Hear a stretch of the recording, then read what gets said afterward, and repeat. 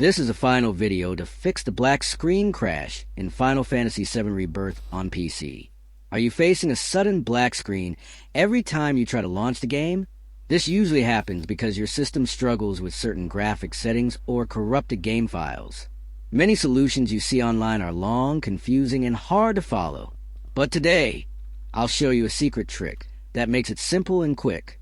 With just a few clicks, you can fix this crash and get back to playing without stress. If you want, I can make a full step-by-step tutorial to guide you through it. Comment below and I'll share the easy method. Make sure to follow Rex's for more fast and simple PC game fixes.